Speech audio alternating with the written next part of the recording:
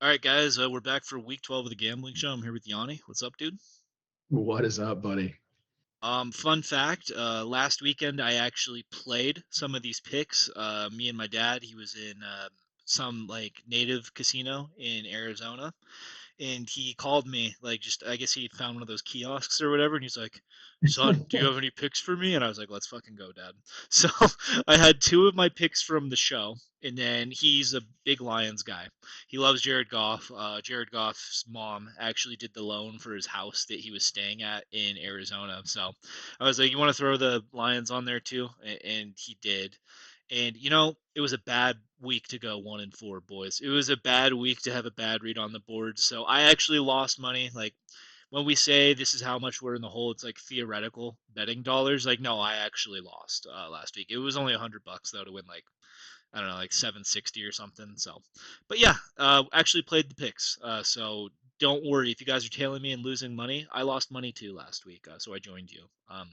But perfect segue into the week 11 recap. I will start.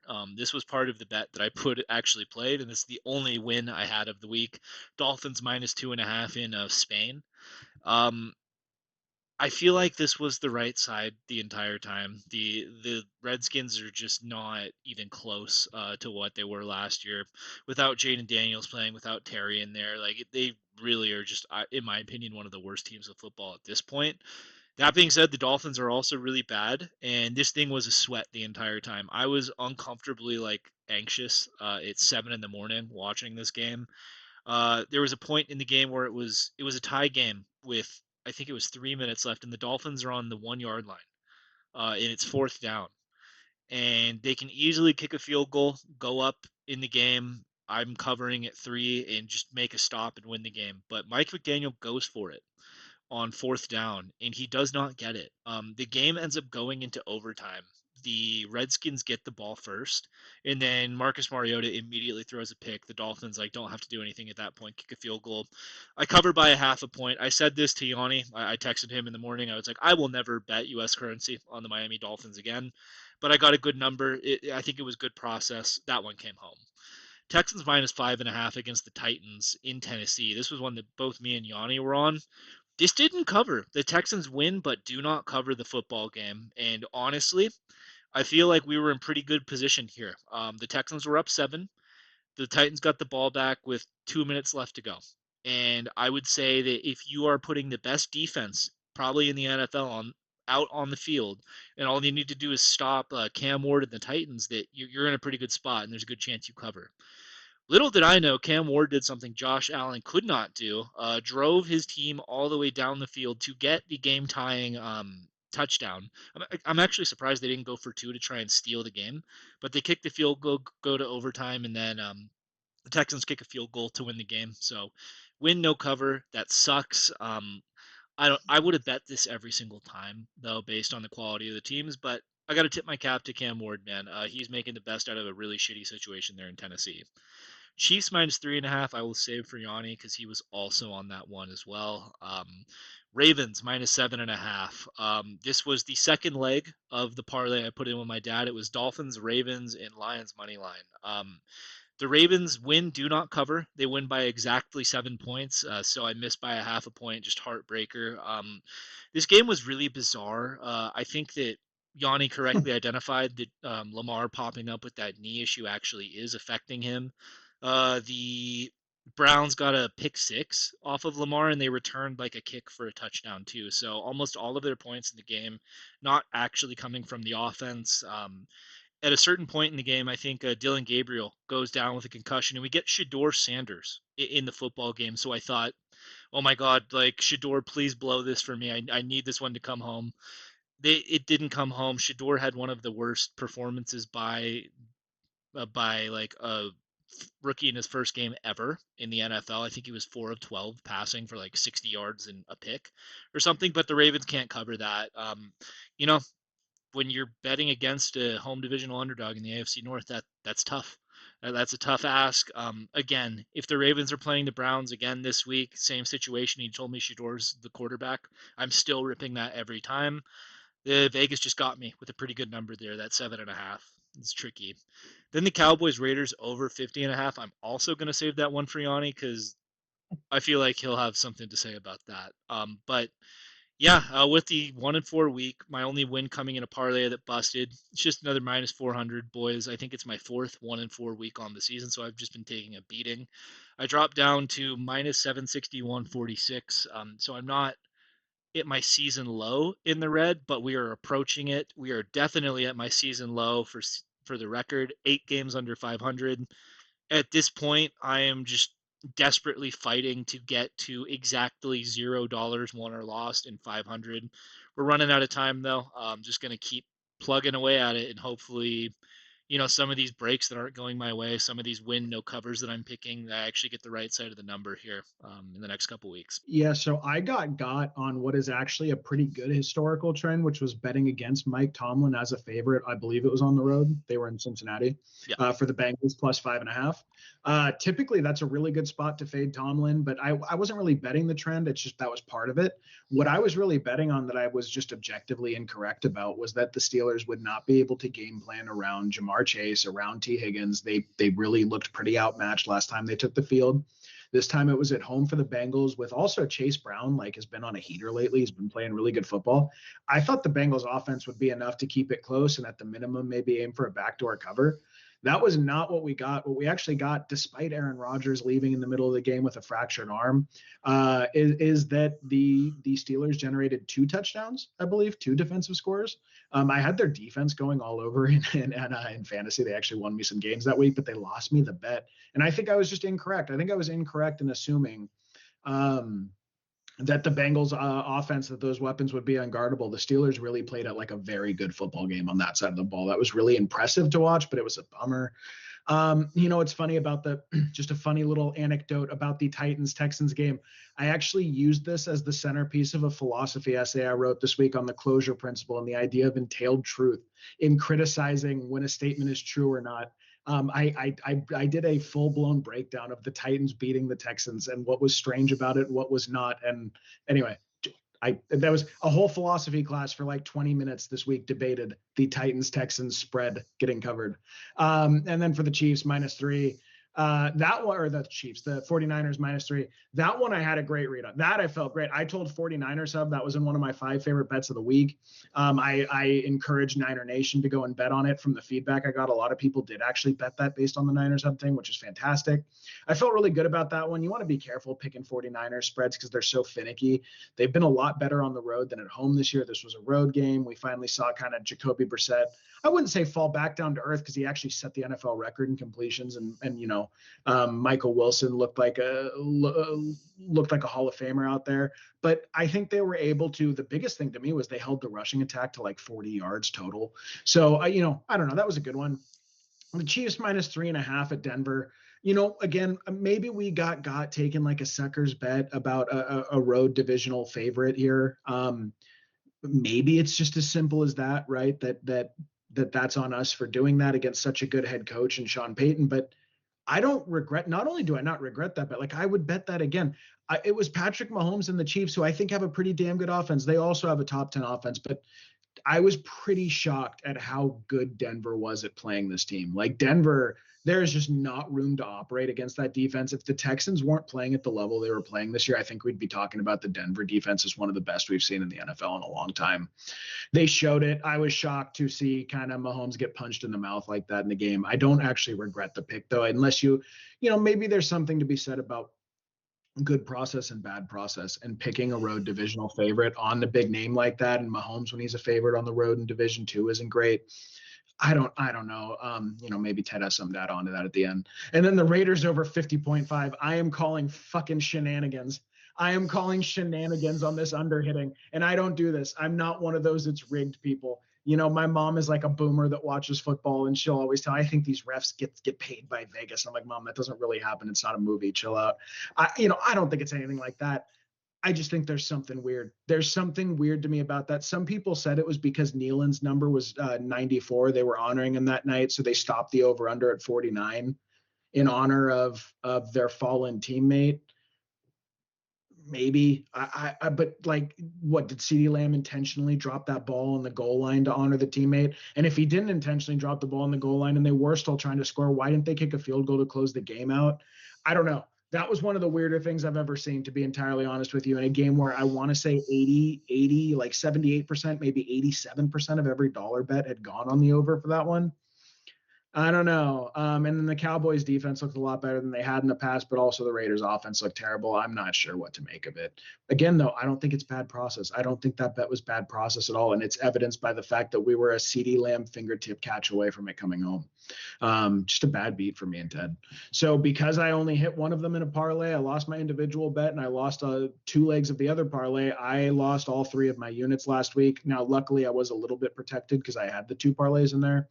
So I went down to, now I'm almost 4 units in the hole, and I'm at 28, 26, 28, and 1 going into the week. All right, week 12 picks. For the second time in the show's history, and for the second time in 3 weeks, I have no parlays for you. This board, I'll let Yanni speak to this, I think, too, but this was one of the most disgusting boards that I've ever seen. It was hard for me to pick one game, let alone 5 games. So Yeah. and I feel like I had a different strategy this week, kind of, with the picks I went for. Here are the 5 single bets. I'm taking the Chiefs -3.5, going to Indy to play the Colts. No, the Indy's coming to Arrowhead, so it's going to be in Arrowhead, but the Chiefs are on the wrong side of the hook. They burned me last week. They burned me multiple times this year. I do not care. It's a process bet on Kansas City here, -3.5. Then I'm going to get gross with it. I'm going to start dumpster diving here, because if you're trying to find some value in where these lines are and what's happening, why not take an aggressively large underdog on a year where underdogs have been hitting at a rate and it's been burning me? So I'm going to take the Jets +13.5 going to Baltimore to play the Ravens. And then I'm really excited about this one. I know Yanni's on the other side of this, but we get a second week of Jameis Winston going to Detroit to play Dan Campbell and the Lions, and I'm laying the 12.5 with Jameis. This line is kind of all over the place on certain books. I've seen tens hanging out there, so like maybe if you wanted the Lions, you'd shop at the 10 book, right? But right now on FanDuel, the Giants are +12.5. I'm gonna take it. This may be the last Jameis game. I don't know how much longer Jameis is gonna get in football games, but I wanted some skin on this one. And there's not a player I love to root for more than Jameis Winston. So taking Yanni's second team. Then for the last two, I'm taking the Eagles -3.5 going to Jerry World to play the Cowboys. That's going to be a head-to-head of mine and Yanni's. That actually pays out 2-1 for Eagles -3.5, which is insane to me. Usually, like you get +100 if you're taking an underdog money line. So apparently, a lot of people are betting the Cowboys there. That's fine though. I'll take Philly. Then the last one, I'm taking the Bucks +6.5, going to SoFi to play the Rams. They won't have Bucky. I guess the entire locker room broke out with an illness this week. Baker was sick, Emeka Egbuka was sick, a couple other players, but I feel like that's too many points at 6.5. So it's just 5 single games. If they all hit, I win $977.45. Total cost is 500 because it's the 5 single games. So really in trouble if this is another 1-4 or 0-5 week. But you know, hopefully we Yeah. kind of have a good week here, start getting the ball rolling, and then we can work our way back up to 500 and 0. That's ballsy, man. That is no safety net. When you just go five naked ones, that is that. But the good news is, like, if you go 3-2, you don't have a chance of blowing two parlays. Like I've done that this year, where I've gone 3-2, but I returned no money because like the two were in the parlays. So that is good. But I don't know. That scares me when you have no undergirding to your bets. I am taking big favorites again. This has been like a theme of this year. I've been pushing myself in the 49ers sub articles too. I need to do like a data dive this offseason on how do favorites do in football games over the course of the year? How do underdogs do in football games over the course of the year? I would love to just see like as much data on that as possible. It's actually kind of hard to find. It's weird, like aggregate data of just the whole picture of favorites versus underdogs. I don't know what it is about my brain has a really hard time picking underdogs. It's something I've been pushing myself on, but I don't want to force it. So I'm taking two big favorites this week that I perceive as warranted big favorites. I'm going to take the Seahawks -13.5 on the road against the Titans. That is essentially a Mike McDaniel bet, as we'll get into here. Me and Ted are going head to head. I am taking the Lions -12.5 at home against the Giants and Jameis. Cowboys plus 3.5. I'm taking the home divisional underdog, playing the trends a little bit, but I'm also playing the teams there, head to head with Ted on there. And then because the board was so bad this year, I just preferred to pick totals, preferred to pick two games that I feel pretty good about: the Buccaneers and the Rams over 49.5, and then the Panthers and the 49ers over 49.5. I'm parlaying both the totals, and I'm parlaying both the big spreads this week. Well, not both the big spreads, excuse me. I'm parlaying the Lions and the Cowboys, and I'm leaving the Seahawks out there alone, so I feel pretty good about that. My parlays are going to be 704.66. My other return is going to be 196.15. Total potential return $981 for a total cost of $300. So I'm in the hole 683 after you punch the ticket. Fingers crossed this week goes well. My season record is 26, 28, and 1. What you did on your first parlay is you parlayed our head-to-heads. You need to Yeah. dunk on me twice for that to hit. But based on the records this year, you had a better read than me. Yeah, we'll get into that. It's an interesting it's interesting. All right. I'll I'm lead it shocked. off. I'm taking. Real I'm quick, real quick, before you lead this off, I'm shocked you picked this. When you sent that to me, I went, "Fucking really?" So, but go ahead. I just Listen, man. I We gotta make some motion happen here. The motion has yeah. not been happening, and you know what? I feel like Tyrod Taylor and the Jets are getting a pretty disrespectful number at 13.5 going to Baltimore to play the Ravens here. Here's the betting breakdown. We have 66% of total bets against the spread on the Ravens and 68% of total dollars against the spread on the Ravens. So this is a fade the public pick for me. I was doing pretty good on these fade the publics earlier in the year. And then I started losing them. So I don't know. I feel like it's a wash.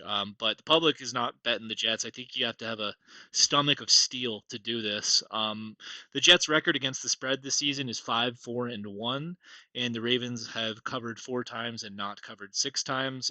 Offensive and defensive ranks: the Jets are 21st in offensive yards gained and 20th in defensive yards allowed, which is better than the Ravens on both accounts. The Ravens are 29th in offensive yards gained and 26th in defensive yards allowed. And if I was being intellectually dishonest with you people, I would say, hey, the Jets are a better offensive and defensive football team. Why are they almost getting 2 touchdowns here? But I think we understand the deal with the Baltimore Ravens. But listen, for me, this pick, it's disgusting. It's gross. I do not blame you if you do not tail me on this. I had to get 5 into the program, right? So for me, it's 2 things. One of which is Justin Fields not being the quarterback for the New York Jets, I think is going to help a little bit for the passing game. They've been averaging under 200 yards a week passing all year. Like Justin Fields had 2 good games, one against the Steelers, one against the Bengals. And other than that, like his average game is like maybe 100 yards passing, taking sacks all over the place, right? Tyrod Taylor's not a good player. I don't think. I think he's like a middle of the road to back end backup player, but I don't know. I think that if we're asking Tyrod to maybe get 150, 175 passing yards, maybe if he's feeling frisky, 200, like sure, maybe he could do it, right? So I like that marginally for the New York Jets. It feels like they're going to try and run the football until they can't anymore with Brees Hall as well. Then for the big thing for me really is I'm not under any circumstances thinking the Ravens cover a number like this with how they looked last week against the Browns. I really do think there's something wrong with Lamar Jackson. I think he's more injured than what's being led on right now. The Ravens have not really been blowing teams out like they should be. Like they blew out the Dolphins, who I mean you could put the Jets in the class of the Dolphins, I suppose, right? But I had to watch that whole Ravens game on Sunday last week, and they could not cover more than a touchdown with Shador Sanders out there and Dylan Gabriel. Mhm. I don't know, man. Like the Jets are clearly trash. Like I'm not saying they're not trash, but it seems like they're playing somewhat hard for Aaron Glenn. Obviously, they made the trades. They got rid of Quinn Williams. They got rid of Sauce Gardner. But there's been a couple decent performances from the Jets this year. I think that because Braylon Allen got hurt, they've been more willing to thrust Brees Hall into the featured role versus like the weird split they were doing, right? And I don't know. It feels like there's a backdoor cover open here. I'm not thinking the Jets win this football game, boys. I just feel like they can get it within 13 and a half against a team that, I mean, they're 4-6 against the spread this year. The Ravens are obviously like they've had to deal with adversity, and I feel like the arrow's finally pointing up for them, but it feels like 2 touchdowns at margin when they haven't really been beating very many teams at margin all year. It's a little too rich for me. So this was the first one I landed on. Obviously, you don't like the pick, Yanni, right? Because you said you were shocked I did this. What do you think? Well, no, it's not even don't like it. I just don't know why you would want to put yourself through like that, dude. You're going to be like watching Taylor trying to dump it off to Mason Taylor and Brees Hall and like, yeah, Adonai Mitchell. Like you're going to be rooting for wide receiver one, Adonai Mitchell. It's more just like I cannot imagine how stressful this would be. A few things though, I don't think Lamar's anywhere close to healthy. He popped up with an ankle injury as well this week. So he's gone hamstring for whatever 3 or 4 weeks, then knee, then ankle, which seem like compensatory injuries to me. He's taking a sack rate at one of the I think he's third or fourth highest in the NFL in sack rate. He's usually bottom five in sack rate. He's one of the hardest quarterbacks to sack in the NFL historically. This year he's been one of the easiest. So I think he's clearly unhealthy. Um, Now, when George Kittle had his hamstring, he had 2 to 3 down games in terms of average separation score, and then he shot right back up to top five. So there's a chance that like he's just been going through this period of working through a hamstring, and at some point we see the old Lamar. I don't know. He doesn't look right to me. So I think that part's absolutely correct. And then I think the Jets probably have a pretty clear path to victory here. It's feed Brees Hall. They're probably going to feed Isaiah Davis for some reason. That should be Brees Hall work, but they work him in a lot. I think they're going to try to really control the ball. I think they're going to try to have like 8 to 11 minute drives, which should one run the game clock down. I don't think this is going to be a high play count game. I think if they can run the ball, the Ravens are going to be perfectly happy to give Derrick Henry 25 or 30 carries this week. So those things bode well to there not being very many plays in this game. And if there's not very many plays in this game, to cover 13.5 is actually not a tall order. If it's 17 points, all you need to do is get to 10 or 9. Like if you kick 3 field goals and you hold the Ravens to 17, this thing covers. So I think that's probably your clearest path to victory, right? Is just basic, or even like 21-10. 21-10 is not a cover for the Ravens in this circumstance. And this feels very much like the type of game where that may end up being the game total. So yeah, I don't know. My comment was just about like you have to watch this and watch it intently, and that is going to be, I believe, excruciating. That's all. That's all I was saying. The secret for when you bet these types of games is you just don't watch it. You just don't. You just like check in on the box score every once in a while. I don't want to watch Tyrod Taylor and the New York Jets. I just think the number's too big. So I'll be looking at it. Like there's a I chance here the Ravens get up by 35 by halftime, and I'm like, okay, I can just write this off. And I if like it covers, I'll be like, oh, hey, look at that. I like it, but like I also think if he's going to get healthy this year, it's going to be like this week or next week that we see like healthy Lamar. I also just wonder, like, if this were like full go Lamar, I think they would be live to score 45 points on him here. So I just don't know. I just don't know. Speaking of, I just don't know. Is Cam Ward a good quarterback or not? I just don't know. He looks good though. He's improving the last few weeks. I like him. I always say it's the most boomer or old dude I've ever felt watching like NFL interviews. I'm like, he seems like a fine young man when Cameron Ward speaks. Like that's the impression I get. He just seems like a buttoned up old like Christian kid. So like I'm a big fan of him, and I think he's improving a lot, but he does not have the horses here, and that's what I'm betting on. Seahawks minus 13.5 going to Tennessee at the Titans. We'll see. The public agrees with me. The big bettors slightly agree with me. 70% of total dollars bet against the spread have gone on the Seahawks. 70% of total bets, 72% of the dollars. So Titans are only raking in 30% and 28%. However, that's like bigger than you would think for the trajectory these two teams have been on. I was pretty surprised when me and Ted started betting against the Titans this year. They had been so historically horrible against the spread, and I think they've covered 3 of their last 5. The Titans are up to 4-6 against the spread on the season, which isn't like abysmal at all. However, the Seahawks have been like a legitimate wagon in betting. 8-2 against the spread at this point in the year is really impressive, especially considering they've played a pretty tough schedule. They've played some good teams, some soft teams too, but some good teams. The Seahawks are currently the 6th ranked offense, 9th ranked defense in the NFL. The Titans are the 32nd ranked offense, 24th ranked defense. So this comes down to a few things for me. One, I'm not thrilled that Kenneth Walker apparently injured his butt cheek today. He had a glute injury, they said.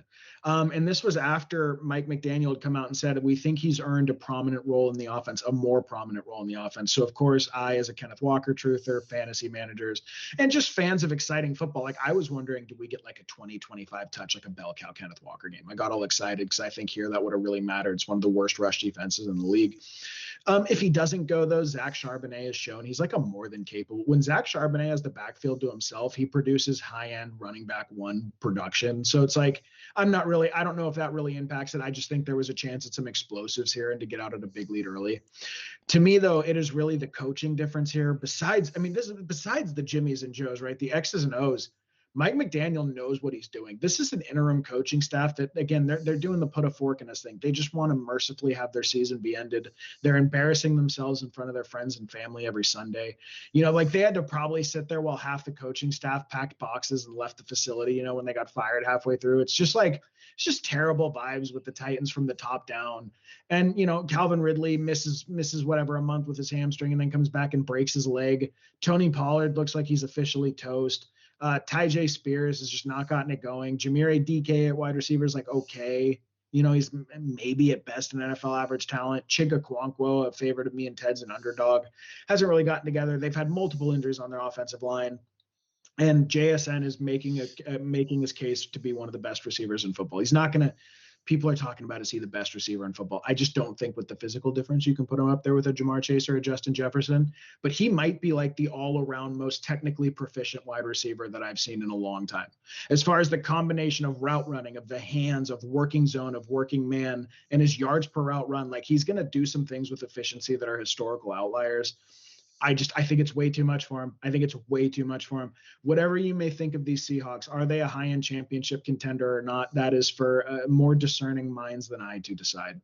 Are they the caliber of team, the caliber of coaching staff, the caliber of offense that I think can absolutely hang 28-35 on the Titans? Yes. Are they a good enough defense that I think they could hold the Titans to 6 to 10 points here? Absolutely. So to me, on both ends of the ball, I think this is a really, really bad match for the Titans. We're picking huge favorites here. There's not going to be any like value. I'm not saying this is a value. This is the biggest favorite I've ever taken in my life, was the Miami Dolphins at 16.5 against the Raiders. It was like during that stretch when Mike McDaniel was on fire with Tua and they had hung 70 on Sean Payton. So they were on fire, and I was like, you know what, I'm doing this. And I think they beat the Raiders by like 30. They did cover 16.5 on the spread. So this is like one of the biggest favorites I've ever taken in the history of doing this show. But I do think this one comes home. I would be pretty surprised unless Cam Ward is really rounding that corner.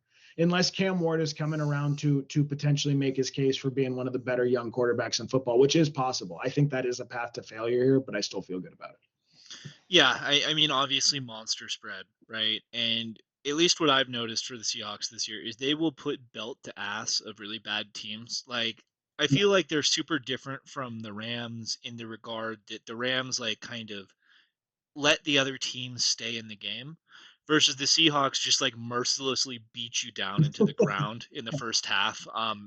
That's why this pick worries me though, right? We saw it last week, or we saw it 2 weeks ago when the Seahawks played the Cardinals, right? That game was done with 7 minutes remaining in the first quarter. And what happened was they only let Sam Darnold throw one time for the rest of the game. And then it felt like their defense was fine to just play prevent or whatever, right? So I look at the Titans and I'm like, okay, like clearly they're trash. I think that the most likely outcome here is the Seahawks get up really big early and they kind of fall into one of those game scripts where they'll just hand the ball off. It'll probably be Jalen Milroe in there for the fourth quarter, like doing the handoffs or whatever, right? But I look at the Titans. Cam Ward, we said it earlier, but he orchestrated a comeback drive, a comeback touchdown drive, in a 2 minute drill against the Houston Texans, right? I think that Titans down 21 points, Titans down 24 points, Titans down 27 points, that type of situation, right?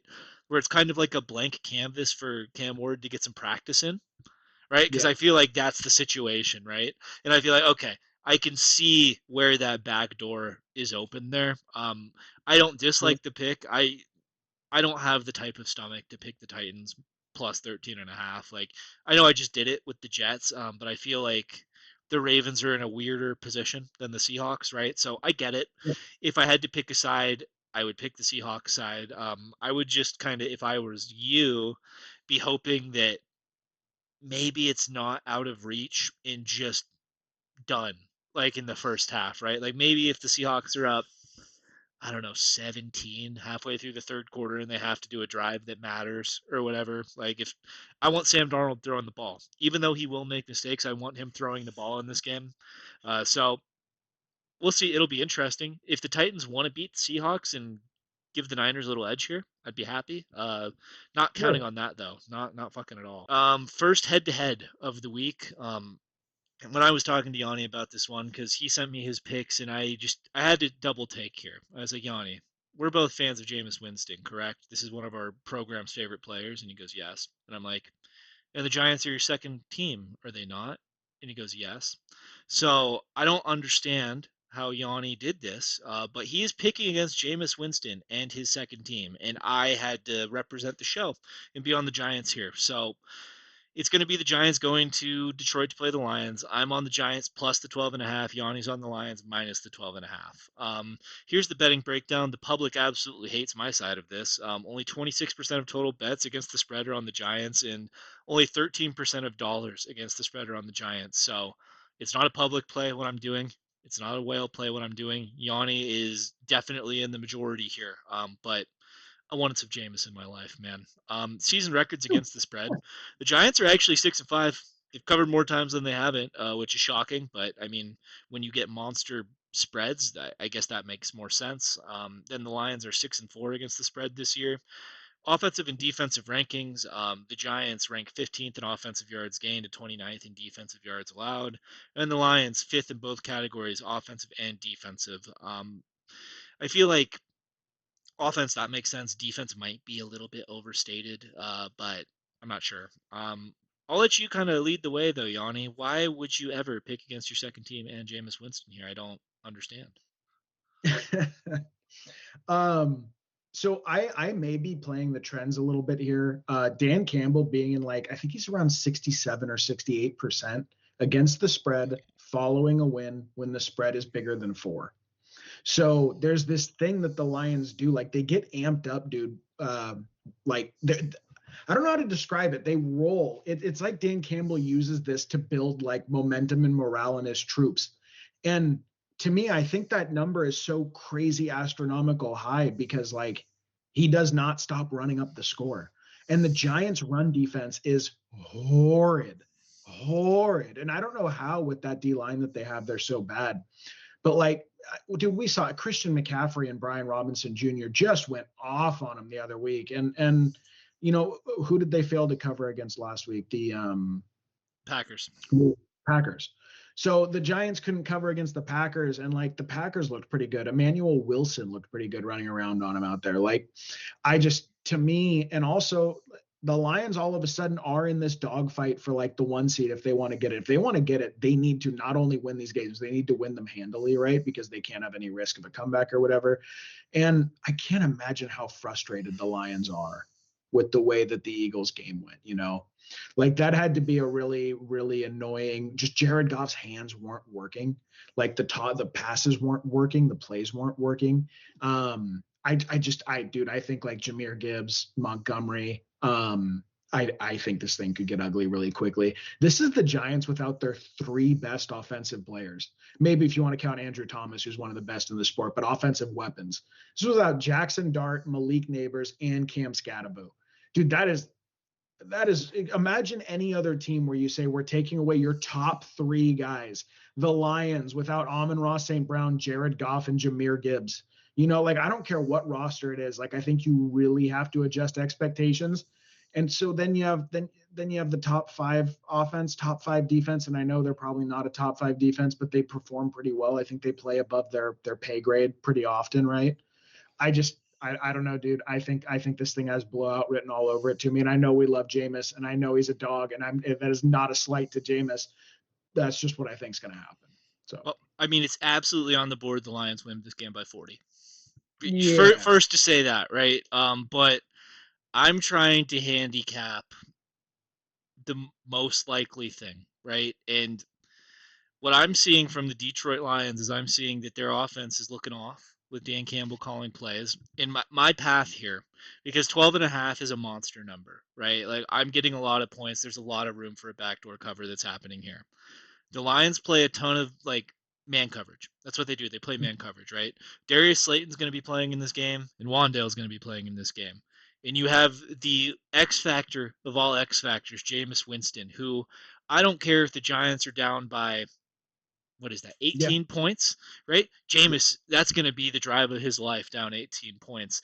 All he needs to do is just throw one of those fuck it somebody's down their balls. Darius Slayton runs faster than Brian Branch or something, right?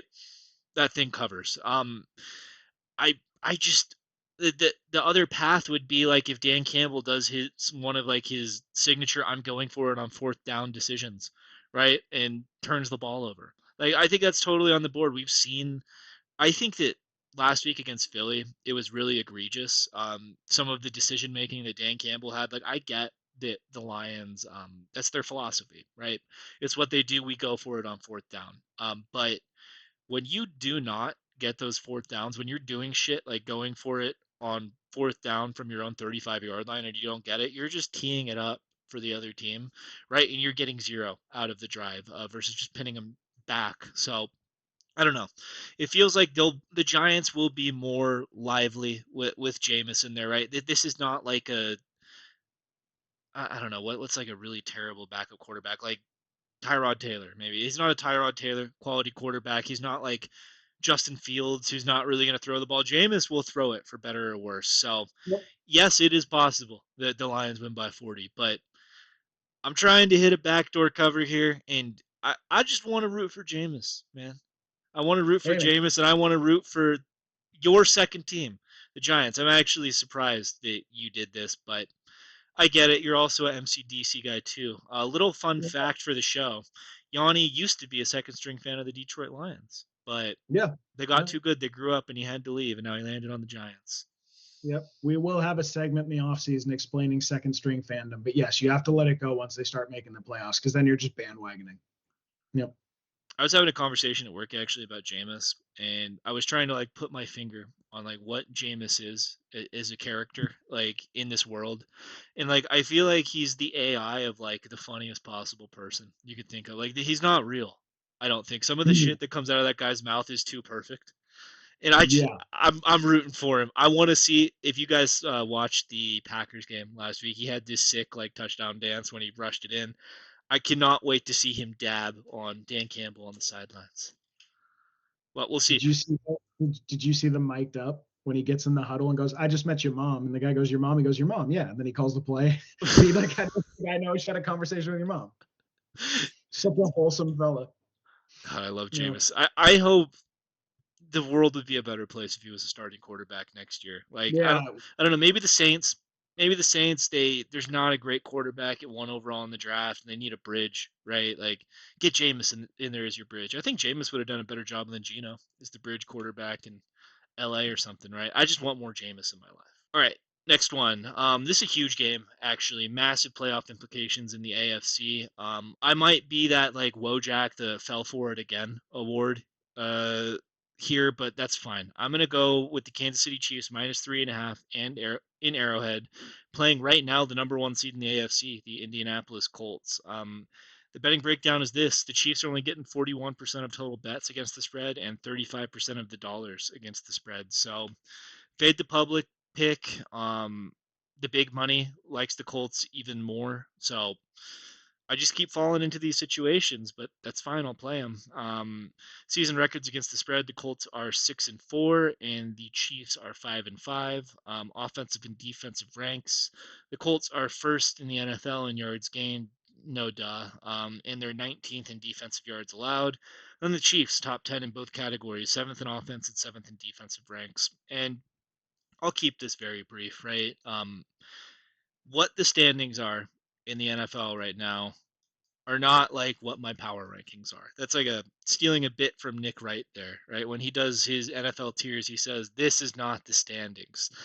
And if you had to ask me who I think the best team in the NFL is right now, regardless of the fact that they are 5-5 and 3 games behind the Indianapolis Colts right now and scratching and clawing for playoff positioning, I would still tell you the Kansas City Chiefs, man. Listen, it is the way Patrick Mahomes has been playing the past couple weeks, and he's just had like a couple of weird performances, right, this year. So I don't know. I cannot help but think this player is still one of the greatest of all time. I think that he is still the best player in the NFL. I saw a lot of Josh Allen is the best in the NFL right now talk after last week when he had the 6 touchdowns. I don't think so. I think it's still Patrick Mahomes. I am still willing to bet on this offensive climate with Rashee Rice in there, with Travis Kelsey picking it up slightly, with Xavier Worthy. I know he is questionable with an ankle going into this game, but really, I think the main thing is that Rashee Rice is out there. And you know, the Colts just have kind of been looking a little weird the past 2 weeks. They had the L they took to the Steelers in Pittsburgh. Obviously, that was the rah Tomlin spot. But then they almost lost to the Falcons too, who by the way are 3-7 now and their season's toast in Germany. And over that time period, Danny Dimes has thrown like 6 interceptions or something. He's been turning it over at like this really crazy rate, right? So I don't think I know the Colts went and traded for Sauce Gardner, and that's great. But I still prefer Rasheed Rice in that matchup to Sauce Gardner. And if Sauce is covering Rasheed pretty tight, then I think Kelsey's getting open in the middle of the field, right? I just like what Spagnuolo is going to probably be able to do to Danny Dimes. I think the game plan here is very simple for the Kansas City Chiefs. I think they're going to stack the box on Jonathan Taylor. I think the game plan going into this is do not let Jonathan Taylor beat us. We saw this in the Super Bowl last year against Philly. They did the same thing. They stacked the box on Saquon. I think he averaged like 2 yards a carry, right? And Kansas City plays really good against the running back. I think they're going to put the ball in Danny Dimes' court and say, all right, buddy, you beat us. He's been turning the ball over. If he is not throwing to his first read, it's been tough for him. So like there's maybe some questions going through his progressions. And the Chiefs play pretty well against the wide receiver too. Like I think it's possible that Alec Pierce breaks off like a long catch or whatever, right? I like Michael Pittman as a player. I think he's pretty good, but it just seems like Andy Reid and Steve Spagnuolo are gonna Chiefs this game up. And let's not even like forget that the Chiefs right now are scratching and clawing for playoff positioning. With the Texans beating the Bills last night, they are now ahead of the Chiefs too. The Chiefs, like all of those teams that are like jockeying for wild card positioning right now in the AFC, all pretty much have head-to-head wins over the Chiefs. We're talking the Chargers, we're talking the Jaguars. So the Chiefs are basically like 2 games back from a wild card spot. If you are a believer that the Chiefs do not care about the regular season and they only play for the postseason, this is basically playoffs for them. Like this is I'm looking at this like a playoff game, at least for the Kansas City side. The Colts already have their division locked up. Obviously, I think they'd prefer to be the number one overall seed, but they're not going to be devastated or, be shaking their heads if they lose this game. I think it means more to the Chiefs. I think even though the Colts are having a fun season, I love Shane Steichen. I love what they're doing there. I think the Chiefs are still just the better team here. I'm taking the wrong side of the hook, which you're not supposed to do with Patrick Mahomes. He does not really cover these numbers at a great clip, but I don't care. I can't help but think it's more the Chiefs win by more than 3.5 in Arrowhead in a must-win spot. What do you think, Yanni? Did I glaze the Chiefs enough there? Was that enough Chiefs? Yeah, I mean, so to me, the biggest thing with the Chiefs, like the biggest story has been the Travis Kelsey resurgence. Like he's looked a really, really good the last few weeks where all of a sudden, like he's producing like a top 3 tight end in the NFL. I believe like, fantasy production isn't 1-to-1 for production, but he is the tight end 2 on the year. So like he's been really productive all of a sudden. Worthy I saw popped up with an injury, but it sounds like he's going to go. Yeah, so to me, it's like if you told me, I don't care about how the rosters are performing. If you told me we're going into a playoff caliber game, which this is for the Chiefs, and you're going to give me Patrick Mahomes versus Daniel Jones, I will bet on Mahomes every time. I didn't like the 3.5 was part of the reason I stayed away because I've gotten burned a few times by the Chiefs this year. It's been really frustrating. And I just don't know. I don't know what to make of. It's just been frustrating to see because to me, I feel like this is the best receiving core Mahomes has had in a long, long time. Maybe one of the better ones he's ever had. And I understand that kind of some of the commentary has been, well, they don't have a true X receiver. just the true X that goes on the outside and wins the one-on-ones. They have these gadget guys that they keep trying to use in roles, and it's finally coming to a head. But like Rashee Rice and Worthy and Kelsey too are like damn good football players, So it's just been weird to me to try to figure out what's going on. Also, it looks like Charvarius Ward is back, so like that Colts secondary is pretty nasty. But I think Reed will scheme him open. And then Spagnuolo, to me, I fully trust to stress out Daniel Jones here. If there are things that you have been doing systemically in your process, which Daniel Jones clearly there are, that are gettable, that will cause you to create turnovers if you're pressured in the right way, Spagnuolo is going to find those. So it's like I probably think the Chiefs win. I probably think you have the right side of it, but the number freaked me out a little bit, and just their recent weirdness is enough that I'm uneasy, which is pretty weird to say. It's not like I've changed my opinion on Mahomes or something like that. It's not that.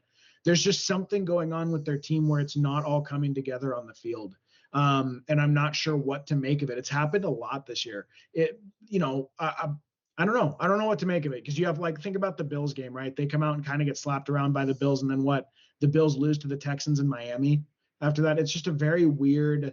There's some sort of incongruency with the Chiefs on a week-to-week basis that is making me uncomfortable picking them in bets. But I do think you have the right side, and this is what I would bet if I were to bet on the game.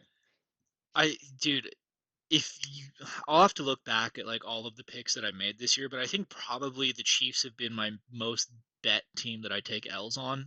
So Yeah, it yeah, is the definition of insanity, right? Doing the same thing yeah. over and over again and expecting a different result. But I just can't shake my priors on this team and Patrick Mahomes and what I think is coming, right? Like that's the whole Yeah. thing. We've said this Chiefs team, it's inevitable this year for the Super Bowl, right? And it just looks silly. It looks silly now at 5-5. I've been losing money left and right, but I don't know, guys. Don't be surprised if Mahomes is holding that Lombardi at the end of the year. We just saw them do it to the Niners in 2023. We just saw it happen. What do you Yeah. mean? Don't be surprised. They were a paltry team going into the playoffs with an anemic offense, and they won it all. Dude, I Yeah. feel like people are writing him off as dead. Like I feel like that's actually what's happening right now. I think people are like, No, this is different. This is the year. no, I think they're in a slump. I think they're in a slump. And I think making that many deep playoff runs that many years in a row, I don't know if people like count it out. They've played an extra season over the last 5 years. They've played an extra full NFL season of playoff football, meaning the hardest hitting against the absolute best teams. They have played an additional 20% of football over the last 5 years because of their playoff runs. Like, I think that physically takes a toll, that mentally takes a toll. There's some older guys on the roster. Like, so I think they're just hitting a slump, but a slump is not the same thing as being done. Okay, I'll intro this head to head since you just talked for a bit. We are going head to head in a great game, a pretty important game for the Eagles. I think it's an important game for the Cowboys too, just from like they're probably not making a run this year. So this is like one of their bigger games they'll play all year at home, riding a high off beating up the Raiders. The Eagles coming into the Cowboys stadium. It's a 3.5 point spread. I am taking the Cowboys plus 3.5. Theodore is taking the Eagles minus 3.5. The public agrees with me. 55% of total bets are going on the Cowboys against the spread. The whales agree with me. 69% of total dollars bet are going against the spread, but that's not always a good thing, by the way. Sometimes it's good to fade the public. And the Eagles have been a wagon this year. They're 7-3 against the spread. The Cowboys have been average 5-5. The Eagles, this one shocked me when I read it. I actually double checked it a few times. They are the 25th offense in yards gained per game. They are the 17th ranked defense in yards allowed. However, that is climbing quickly. The Jordan Phillips trade and just the team getting healthier in general. This last month, like as me and Ted have been noting, this is not the Eagles defense at the start of the year. And the Eagles defense at the start of the year is pretty good. They've like rounded some sort of corner, and they've really looked pretty monstrous the last 3 or 4 weeks. But they're facing the number 3 offense in the NFL, which the Cowboys are, and they're going against the number 30 ranked defense. The Cowboys have slowly ticked up from 32 after a couple good performances. They returned 3 or 4 starters to their defense, including the trade for Quinnen Williams. I do think that actually made a noticeable difference last week. It was against the Raiders, though, so what does a noticeable difference really mean? It's probably just that the Raiders are bad. But my thinking for this bet is, one, Jalen Hurts is 1-8 in games where Lane Johnson misses the game. That is including the last 2 or 3 years when you had multiple other Hall of Famers on the line. Jason Kelsey, Peters. Like the line for the Eagles the last 3 seasons has been pretty damn incredible, and he's 1-8 when Lane Johnson misses. That is because Lane Johnson is maybe the greatest right tackle to ever hit the gridiron, and I mean ever. If he's not, he's top three. He's certainly the best of his generation. Maybe Penei Sewell, when it's all said and done, will pass him up or at least be right next to him. But for now, I mean, that caliber player. And it's hard to understand what that means when you lose that caliber of guy to a team. Nobody respects offensive tackles as NFL fans, and I don't know why. To me, that is like I would rather have AJ Brown out for this game. I would rather have Saquon Barkley out for this game. I would rather have Devonta Smith out for this game. For the Cowboys, I think they could do without CD better than the Eagles could do without Lane Johnson. I think it is that level of loss to the team, right?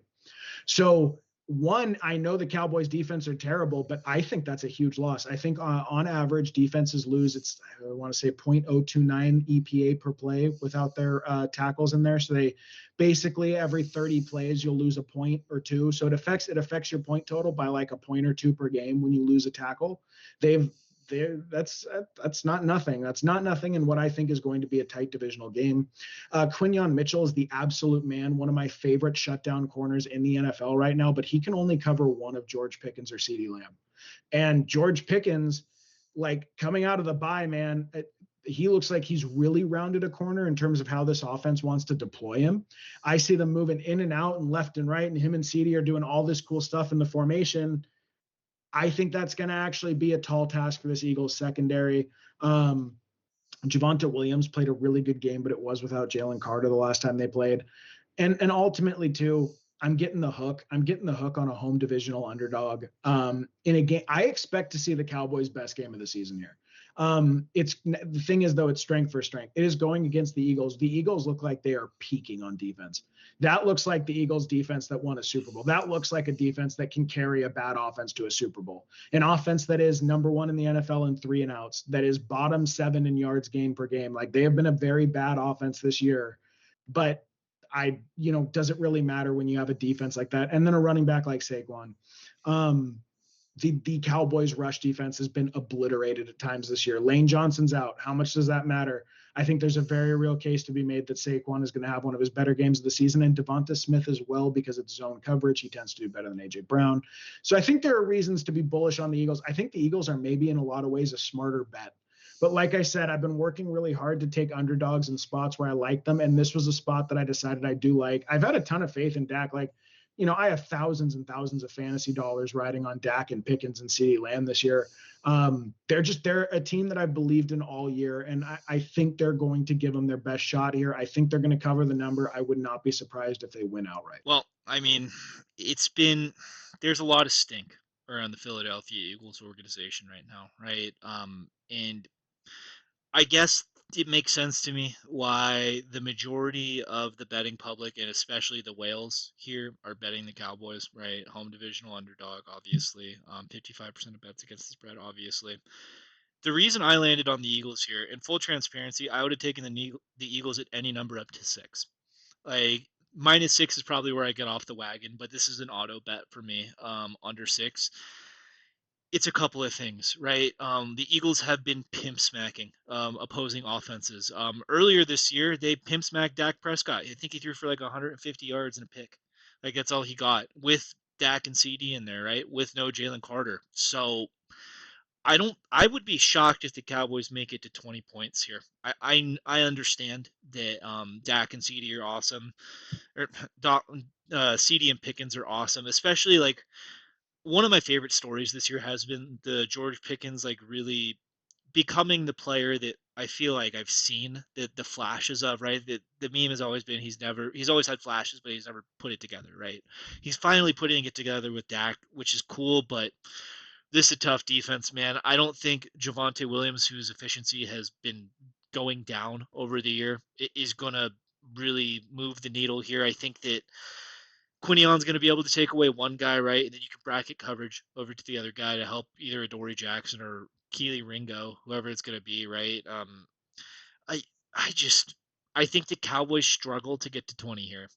And then for the Eagles side, right? The whole knock on Philadelphia this year has been how gross their offense is, right? I think in the win against the Packers, they score 13 points. Last week against the Lions in primetime, they scored 13 points, right? Like, so it hasn't been good. But those are the Lions and Packers defenses, which I don't even think the Lions defense is very good, but it's an entirely different class than this Cowboys defense that we religiously bet overs on, right? I think this is a get right game for Saquon. Maybe Lane Johnson being out would be a big deal if the Cowboys still had Michael Parsons, but they don't. So I think Yeah. Saquon's going to find a lot of room here. I think that Jalen is going to me, it feels like a game where they try and use this as a tune-up game for the offense. I really think that maybe the Cowboys are under some impression that they're competing for something. The quality of these teams, I feel like, are not fucking close. The Cowboys, to me, like, are maybe a sleeper next year team if they can get draft a couple more guys on defense and make some moves. But this Philly team should be competing for a Super Bowl this year. If they want to maintain the one seed in the NFC, they should be trying to win this game. And Nick Sirianni, let's not forget, fourth all time in head coach winning percentage. He is nipping at the heels of Vince Lombardi now. Decided coaching advantage too for Philly. It just it doesn't feel close to me. It feels like the Cowboys. A lot of people like the team because the offense is exciting, but we've seen performances like losing to Jacoby Brissett and the Cardinals by 14 points, right? The Cowboys will get blown out by teams. The Bears did it to them. This feels like a Philly blowout to me, but I'm excited to see what happens. High stakes on this one. Our second head-to-head of the week, third of the year. In Philly's just been such a wagon for me, like betting. Like I feel like in my betting career, the teams that I have made the most money on: Golden State Warriors, Kansas City Chiefs, Philadelphia Eagles. Those are like my big three teams that I have won a ton of money from casinos on. It would be nice to dunk on my buddy Yanni here, but we'll see. We will see what happens. I'm definitely gonna watch this game though. I am grossly fascinated with what happens here. All right, next game. We both have action on this one, but we're taking different bets. I am betting the Bucks plus 6.5 going to LA to play the Rams, and Yanni is taking the over of the 49.5. Here's the betting breakdown: 68% of total bets against the spread are on the Bucks here, and 63% of total dollars are on the Bucks here. So the Bucks are a public dog, which you're not supposed to bet. I didn't look at that though. That it is what it is where the money lands. I'm gonna pick what I think is right, regardless, right? And then for the over under, we only have 28% of total bets and dollars on the over. So Yanni is a fade the public play. I am a public underdog play. That is what it is. Season records: the Bucks are 5-5 against the spread this year. The Rams are 7-3. Then for the over unders, the Bucks have hit 6 overs and 4 unders, and the Rams have hit 4 overs and 6 unders. Offensive and defensive ranks: the Bucks are 17th in offensive yards gained and 22nd in defensive yards allowed. Then the Rams 8th in offensive yards gained and 13th in defensive yards allowed. So again, I feel like this game to me, it's very simple. It's very vibes based for me, right? What I'm looking at right here is I'm looking at a team in the LA Rams that I think is one of the best in the NFC. If I think I said it on the show this week for the head coach episode, but if I had to power rank the NFC teams, for me it's probably Philly one and then the Rams second, right? So I think that they are an elite team in the NFC, and I think that they're better than the Buccaneers. But what I have noticed about the Rams is they have a lot of these games that they win, but they allow the other teams to like kind of stay in the games, keep it close, right? And what do we have on the Buccaneers side? We have the 2 minute drill goat in Baker Mayfield. Um, the Bucks will be getting Chris Godwin back. It looks like this week. We got some bad news on the Bucky front. He's not going to be playing, but I don't know. It feels like having any sort of weapons back for Baker is going to help. Igbuka's been out there by himself, really, because everyone else has been crippled. And as a result, like defenses have really focused on trying to stop Emeka Igbuka. It feels like to me in this game, and I feel like it's safe to say the Rams have a very great defensive line and their weakness is in the secondary, right? Their secondary isn't great. I think that Chris Godwin being out there hopefully is going to draw some attention away from Igbuka, so he's not just going to be easily doubleable the entire game and bracketable the entire game, right? And I just like Baker's chances at keeping this within a touchdown. That's all it is. I don't think the Bucks win this game. I still think they're too injured, and even if they were full strength, I think it's a tough ask against the Rams, right? But a team like the Rams that kind of plays down to their competition, lets teams hang around, and we have like one of the best 2-minute drill guys in the NFL, like one of the most clutch players in the NFL in Baker Mayfield. I just feel like it's a great Emeka Egbuka spot. I think Baker's going to look better here than he has over the past month. I think the Bucks lose, so Rams win, but I think it's within a touchdown. It wouldn't shock me to see maybe like a last second Stafford drive, right? Like I don't know.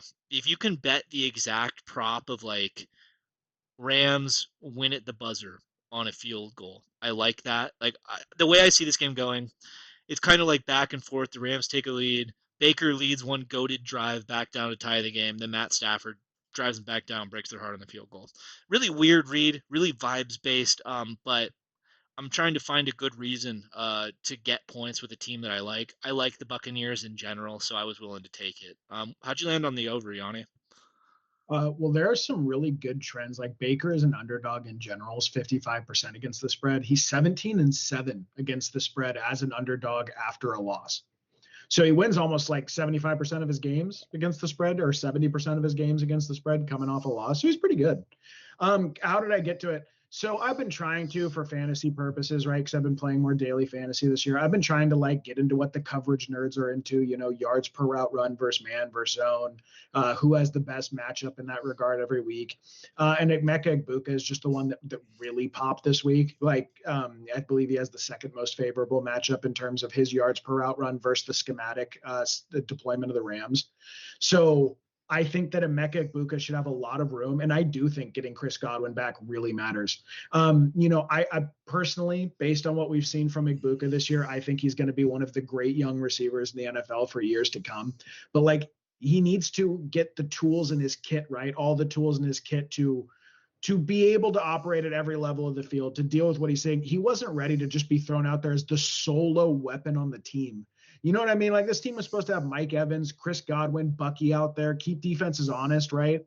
Pull them out of that too high safety coverage where when you're running the ball, like, you can't just leave two safeties over the top of the defense. The 49ers saw that last year when Christian McCaffrey went out and all of a sudden Brock's fighting for his life. So like, I think that part of it, this matchup's really good. And I do think, personally for me, I have like incredible bags on Sean Tucker and underdog in fantasy because he looks like a really good running back to me last year. I thought that he would be their RB2 this year. I thought if Bucky went down, he'd be valuable. I think Sean Tucker, if he starts running the way he did the other week, like, he's going to force them to play them honest. And if he forces the Rams to play the Buccaneers honest with Chris Godwin back and Emeka Egbuka playing the kind of ball he's been playing, I think Baker Mayfield's actually going to be able to score quite a bit here. So if I think that, and then the Buccaneers defense has been Swiss cheese this year, they're basically bottom 10, and the Rams offense has been about as good as it gets. Stafford's been about as good as it gets. And Tyler Higbee got injured, so we're not going to get that. I hate 13 personnel. I know that the heady football guys love it. Look at all the cool play action and the ISO routes you get with Devontae Adams over the middle. No, it's so efficient. It's so efficient. I get it. It's just not the kind of football I like to watch necessarily. It doesn't do a lot for me. That should force him out of it a little bit. Good. Get this back to fucking Puka Nacua and Devontae Adams out there on each side of Matt Stafford going to war. So yeah, I think there are a lot of factors here that could lead to this being an offensive explosion game. The Buccaneers what did they have? What was their total? It was like 67 points or something like that with the Bills last week. I think it was Mm-hmm. 66. They 44-22. And yeah, so that's all it is. I know the Rams have a pretty good defense, but I think this passing offense for the Baker Mayfield for the Buccaneers is actually going to have a lot of room to operate this week. I'm looking forward to it. If you're an Emeka Egbuka fantasy owner, as I am, I have him going in a couple must-win games. I think we're going to do pretty well here. Sir, I actually, on my one fantasy team, League 7, I have the Baker and Emeka Egbuka stack. I am not playing Baker this week, though, No, because it happens no, to be a Drake May roster against the no, Bengals. yeah, no, you can't do that. I actually have a Drake May Baker roster. I'm rolling Drake May. I'm rolling. Would you start Jalen Hurts at Dallas or Drake May at Cincinnati this week? Jalen Hurts at Dallas. Yeah, so I did that, but it was close. I thought about that for a long while. Okay, my last one. I get to take a 49ers bet, which is awesome. I was going to bet the 49ers spread here until I came across the fact that following a win against the spread under Kyle Shanahan the last few years, the 49ers are 1-14. 1-14 against the spread following a win against the spread the week before. So I was like, I can't do that.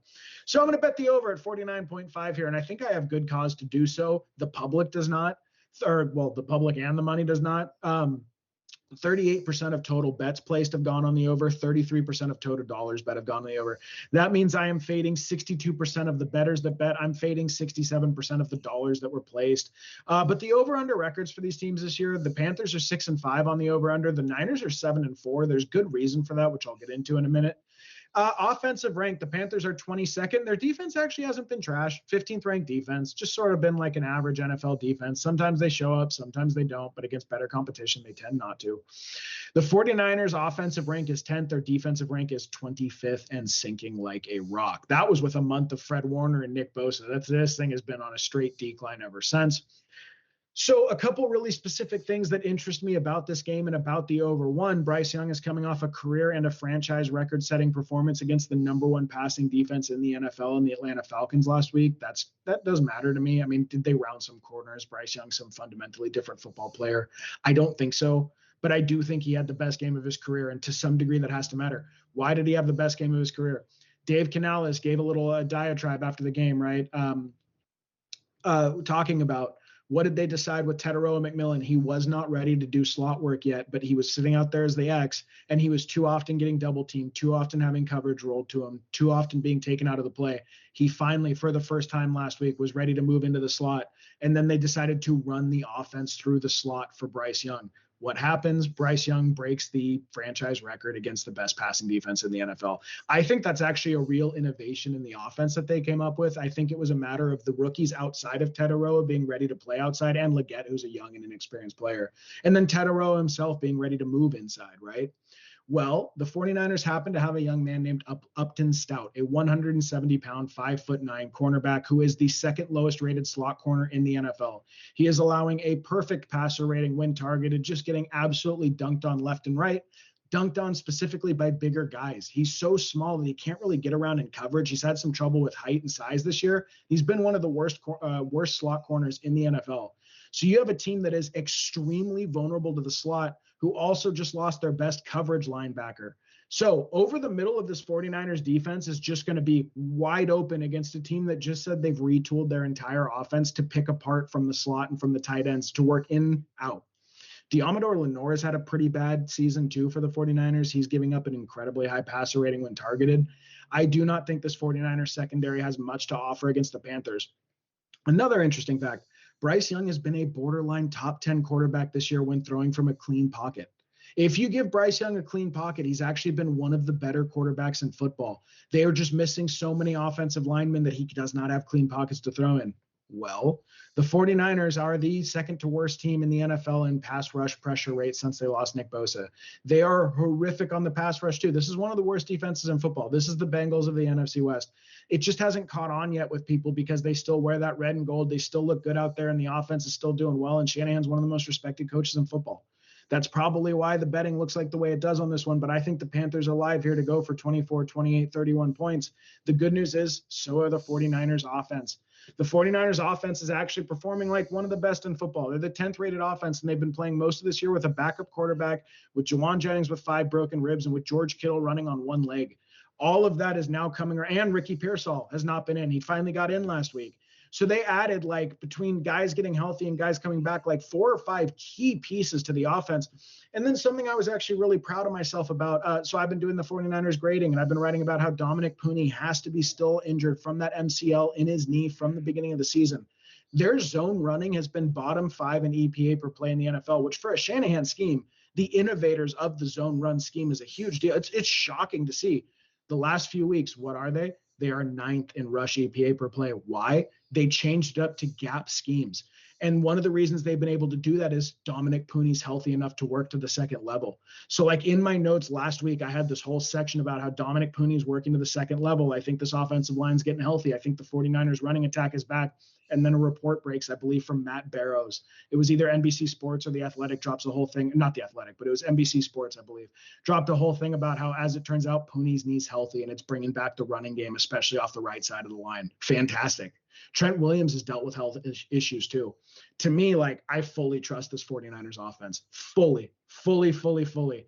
So if you're going to give me under 50 point totals where I think other teams are going to coast to 21 to 28 points per game as their floor, yeah. And again, a matchup that's particularly bad too, and that's not even to mention Rico Dowdle running the ball. Their running defense is fucking horrific too. It's really just been a mess from the 49ers defensive aspect. Not their fault, not the coach's fault. They got injured. This was like the first bet. When I went through the thing, I looked at this one. I went, okay, we're going to pencil that in right there. And then when I saw him fading everyone else, I don't really care. I love this bet. I really do. I have a ton of bags on this game for fantasy. It'll be a fun sweat on Monday night. Yeah, I mean, I like the pick. I certainly don't have any questions about the 49ers offense at this point. I think it's one of the I think it's looking better than it has in a really long time. For sure. Having to deal with the injury that they did and finally getting everyone back except for Brandon Ayuk, who, by the way, probably not a 49er anymore, so he's a bitch. But yeah, I really like the 49ers offense in this spot against a defense that I don't think is very good in the Carolina Panthers. It says they're 15th in defensive yards allowed, but I've called them a fake good defense the entire year, right? I kind of like the Niners minus the 7 a little bit. I don't like it more than the over, I guess, because I think the 49ers have a chance to put up like 35 on their own, right? But I do like the 49ers minus the 7 here, and my guess as to why some people are betting on the under is I think people are also sketched out about Bryce Young. I understand that he had the 400 yards last week against the Falcons, but at points this year he's been terrible. He has had games where he just completely poops his pants, and they get nothing out of the offense. I think that lately what the strategy has been against Carolina is to stack the box against Rico Dowdle in the Panthers rushing attack, because really what the Panthers were doing for a while is just hiding Bryce Young as much as they could by running it 30 to 35 times a game, right? I think the Falcons probably tried to do that. They got up early in the game, and then they kind of fell into this weird like prevent defense scenario. The Panthers run all the way back. I do like the Tet McMillan call out. I feel like he's the only pass catcher that super matters for the Panthers, right? So if you think Bryce Young is going to have success here, I think Tet McMillan versus Upton Stout in the slot is like just a body mismatch. I still think Upton Stout could be a good 49er and a good player, but Yeah. it's a Yeah. difficult ask for him this week. So yeah, that's really it. That I've kind of been hating on my second team this year more than I probably should as a second string fan, but I have full license to hate here when they're going against the Well, 49ers. Full well, license this week. when they're going against the Niners, but also, I mean, you kind of got screwed with some of the breaks on the roster this year, so I understand. Did you see the talk about? I didn't know that Shanahan was liking Tedero and McMillan memes on Instagram during the draft. Did you see that? No, I didn't. So he was liking Tedero and McMillan memes, and apparently the Niners made a pretty sizable offer to move up and trade for him into the top 10, and they got turned down for him. So I didn't know that that was like one of Shanahan's guys. We were so close, and I know you said you would have hated the pick, but I'm like Madden brained. I if you had told me that Tedoroa could have been a 49er, oh my goodness, man, could you imagine him in the red and gold, that Slim Reaper build? Oh, Yeah, we were, I feel like the Niners already got Ricky Pearsall, man. dude. That's a Niners great got comp. Ricky. Put them both. I love Ricky too, and if you we just want to flag plan on that real quick. I've seen people, dunking on the Ricky Pearsall fantasy drafters. I've seen people dunking on the Ricky Pearsall's a good football player proponents online. Ricky is a really goddamn good football player. I think we're going to see him anchor this receiver room for years to come, and I think people are going to be pretty surprised at just how good he is, assuming he can stay healthy. All right, that's going to do it for us. If you made it through the whole video, thank you. Please like, subscribe, hit the bell. It helps the channel out. Question of the day for the audience. I'm going to toss it to you, Yanni, because I demanded I get the question for the last episode. Do you think this is it for Mahomes? Are the reports of his demise greatly exaggerated, or did we really see his peak? And if so, why would we have seen a peak on a player like that already? What changed? I can't think of, and I'd be curious to hear what Ted thinks. Like, what is it? The teams are playing him differently. I mean, not really, because so much of his stuff is out of structure. Is it that his team got worse? Not really, because his team's pretty good. Do they not have to respect the run? That's the thing I've really been thinking about. Is it having no real fear in the running game? Like, Damian Pierce was just released by the Texans this week, and I was thinking, like, if I'm the Chiefs, I would run immediately to Damian Pierce's agent and get him on the roster, like right now. Um, I was pretty surprised that we didn't already hear rumors about that. But I wonder if it's not respecting the run. Again, to me, what it looks like is this is a team with a lot of mileage on them that's getting a little tired and a little beat up, and they're just in this weird slump. That's all it looks like to me. But I'm curious to hear, do people really think that Mahomes peaked already? Because I have seen that a lot on social media this week, and I mean a lot. Um, and I don't buy it. I'm selling that narrative. I'm I selling it. mean, if you are 10 toes down on Mahomes has peaked, I got some bad news for you at the end of the year here for what's going to happen and what's going to happen in the NFL in the next 5 years. We all know what's Yeah, coming. I obviously no, like it's just been a weird stretch. I'm buying yeah. that as much as I can. By the way, right now, gambling episode. The Niners or not the Niners, the Chiefs are 12-1 right now to win the Super Bowl. I'd put in a ticket on that if you can. It feels like a good bet to me, good value. But we'll catch you next week for the free agents.